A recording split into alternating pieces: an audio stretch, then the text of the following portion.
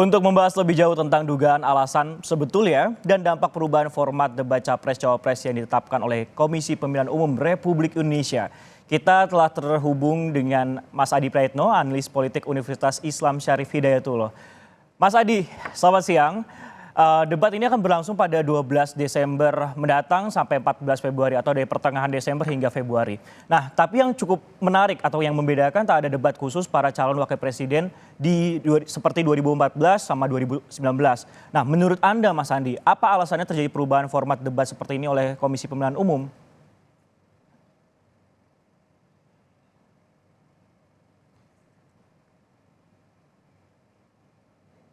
Mas Adi, Ya, mikrofon halo Anda Mas. seperti masih tertutup. Oke, halo Baik, Mas. siap. Saya kira KPU harus menjelaskan kepada publik apa sebenarnya alasan akademik dan ilmiahnya kenapa debat Capres dan Cawapres ini berubah dari pemilu sebelumnya 2019 yang lalu. Karena kan sebenarnya publik kan sedang menunggu-nunggu. Jangan sampai misalnya setiap keputusan politik yang dikeluarkan oleh KPU ini kan memantik satu spekulasi yang liar yang justru itu kontraproduktif terkait dengan pembangunan kualitas demokrasi Indonesia. Hmm. 2019 yang lalu saya kira format debatnya cukup ideal. Ada pasangan capres dan cawapres hadir dalam dua kali debat gitu ya, kemudian antar capres dua kali dan kemudian ada head to head antara masing-masing cawapres. Sehingga publik melihat bagaimana kualitas kepemimpinan di Indonesia, kira-kira siapa yang dianggap layak untuk mewakili sebagai kandidat presiden dan wakil presiden di Indonesia. Nah, yang kedua, Mas, jangan sampai ada dugaan-dugaan liar. Misalnya KPU ini berupaya untuk menutupi kelemahan salah satu kontestan yang dinilai belakangan ini tidak terlampau mau untuk menghadapi panggung-panggung perdebatan publik.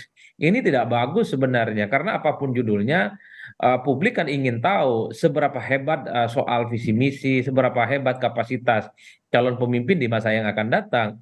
Oleh karena itu, KPU harus memberikan pernyataan secara terbuka yang tentu rasional ya. Apa yang kemudian membuat debat capres di 2024, cawapres khususnya itu ditiadakan.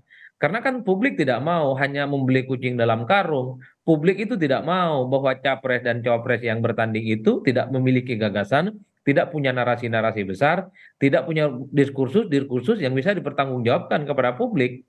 Tentu pilpres yang kita harapkan di 2024 bukan soal bagaimana ganti presiden dan wakil presiden yang baru, tapi tentu kita ingin punya presiden dan wakil presiden yang memiliki portofolio politik yang cukup luar biasa. Kalau mau jujur sebenarnya dulu dalam konteks perdebatan cawapres, publik melihat Kiai Ma'ruf Amin misalnya itu underestimate karena harus berhadapan dengan Pak Sandiaga Uno yang dinilai pengalaman yang cukup mentereng ya, ekonom, pengusaha, dan saat itu memang cukup digandrungi oleh kalangan publik. Tapi dalam debat publik saat itu antara Kiai Ma'ruf Amin dan Sandiaga Uno saya kira cukup berimbang.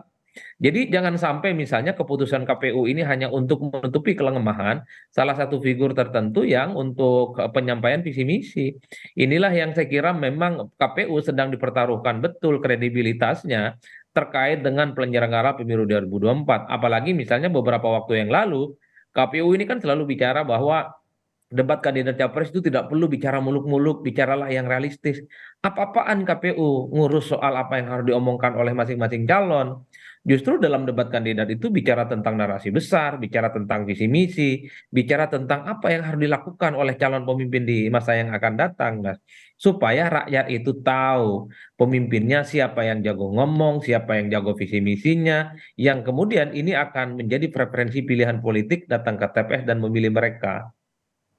Ya, memang cukup menarik kalau di tahun 2019 lalu ada sesi untuk debat cawapres satu kali, kemudian dua kali untuk capres dan dua kali bersamaan. Namun KPU sendiri melalui ketuanya itu Hashim Asyari ini menjelaskan sebenarnya Mas Edi bahwa konsepnya ini adalah teamwork antara capres dan juga cawapres untuk menyampaikan gagasan. Nah, kalau Mas Adi sendiri melihatnya ini seperti apa dan dampaknya untuk publik mengukur kualitas cawapres tapi dengan konsep ataupun juga format yang hadir secara berdua ini seperti apa?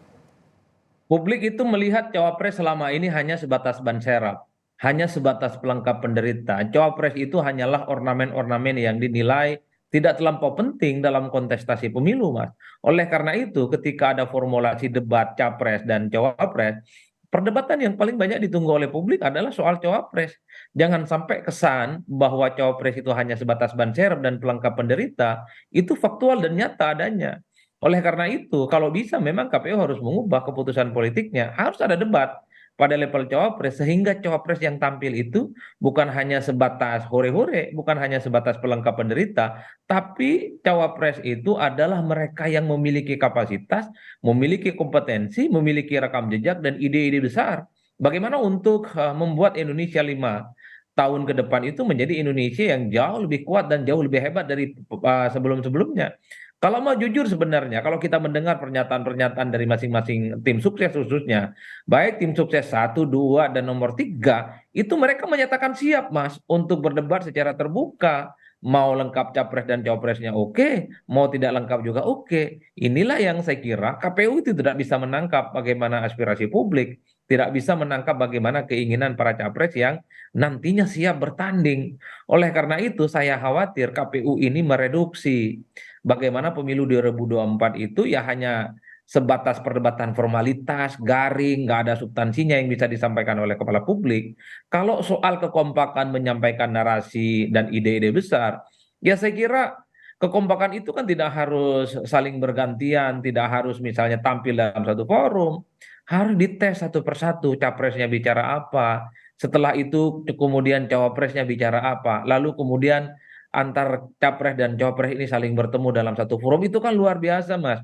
Sehingga kekuatan politik capres dan cawapres itu bisa diiris satu persatu. Siapa yang sebenarnya memiliki kapasitas dan narasi-narasi besar, terutama terkait dengan perbaikan bangsa, terkait dengan ekonomi, terkait dengan hukum, kemudian terkait dengan demokrasi, tentang infrastruktur, dan seterusnya, dan seterusnya. Ini yang saya kira kalau kita melihat pembicaraan publik selama beberapa hari ini, memang sangat kecewa dengan keputusan-keputusan politik KPU yang terkesan memang ini akan mengurangi kualitas demokrasi di Indonesia, terutama ketika perdebatan soal cawapres itu ditiadakan. Terutama misalnya sebelumnya ketika KPU bicara bahwa capres itu bicara yang konkret-konkret saja. Kalau bicara konkret ya bantuan sosial, Mas. Kalau mau bicara konkret dan realistis itu ya bicara cash and carry, tidak bicara ide-ide besar. Padahal visi misi debat kandidat adalah diskursus, sesuatu yang sifatnya ideal dan penting untuk kepentingan bangsa dan negara ini. Saya kira di situ positioning saya. Baik, Mas Adi, memang yang sangat penting adalah bagaimana tidak hanya presidennya saja, tapi bagaimana pendampingnya ini bisa saling melengkapi gagasan-gagasan, salah satunya melalui diskusi ataupun juga debat politik khususnya atau sesi di debat cawapres. Terima kasih Mas Adi Praetno, analis politik dari Universitas UI Syarif Hidayatullah yang telah bergabung dengan Kompas Siang.